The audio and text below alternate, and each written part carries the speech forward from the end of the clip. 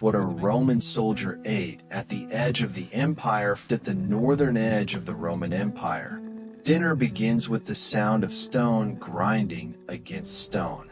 A soldier bends over a small hand mill. He grips the wooden handle and pushes it in a slow circle. Hard kernels crack beneath the upper stone.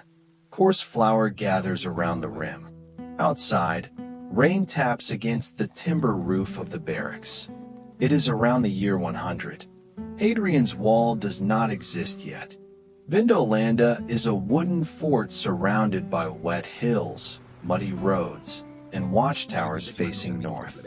Rome feels very far away. The man at the mill is not a Roman legionary. He is an auxiliary soldier from the Batavian lands near the mouth of the Rhine, in what is now the Netherlands. He has crossed the sea to serve on a cold frontier hundreds of miles from home. If he completes 25 years of service, he may receive Roman citizenship. First, he must survive the years between. Tonight, his concern is smaller.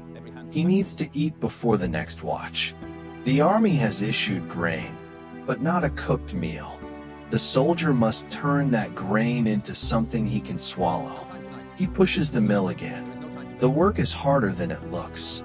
His shoulders tighten as the stone drags beneath his hands.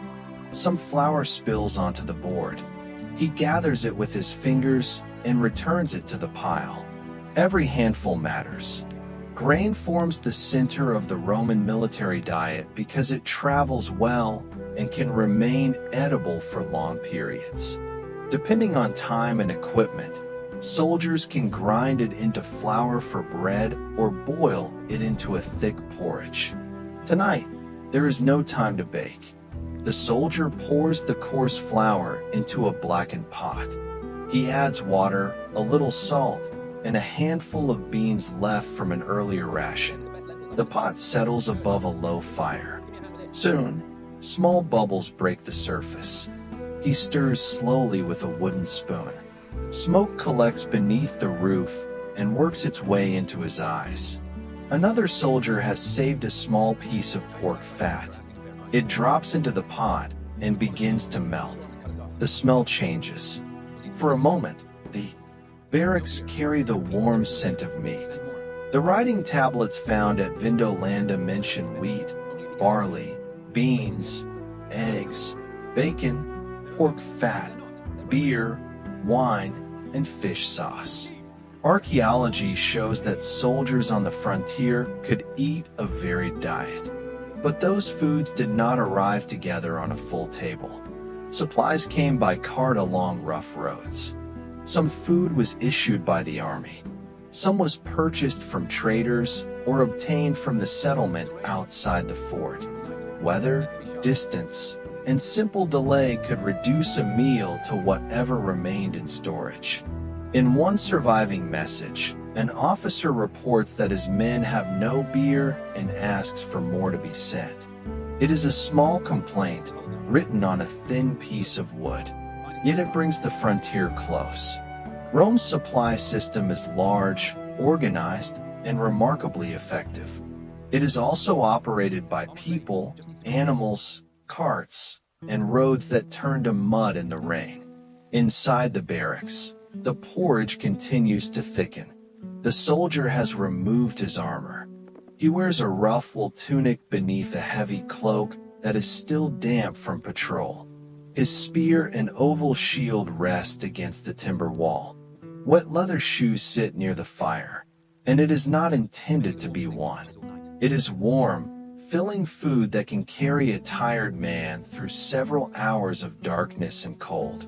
As he eats, the room becomes quieter. Perhaps the smell of boiling grain reminds him of another cooking fire near the Rhine. Perhaps someone at home once stirred a similar pot. We cannot know what he remembers. The surviving tablets preserve names, payments, duty reports, requests for clothing, and orders for food. They tell us what the people of Vindolanda bought and what they lacked. They cannot tell us what a particular soldier felt while holding a warm bowl far from home. Outside, boots cross the muddy yard. A voice calls from the doorway. The watch is changing. The soldier lowers his head and takes another mouthful. Then he scrapes the bottom of the bowl with his spoon. The sound is dry and small. He circles the bowl once more, finding almost nothing. The meal is over. He sets the empty bowl beside the cooking pot and rises. The warmth begins to leave his hands before he has fastened his cloak. He pulls on his damp shoes, takes up his spear, and steps toward the door. Beyond it, torchlight trembles across the wet timber palisade. The road outside the fort disappears into rain and open country. Somewhere beyond those hills lies the limit of Roman control. The men guarding that limit are not eating from silver plates. They are grinding grain, mending straps, drying wet clothing, and dividing small pieces of pork fat beside smoky fires.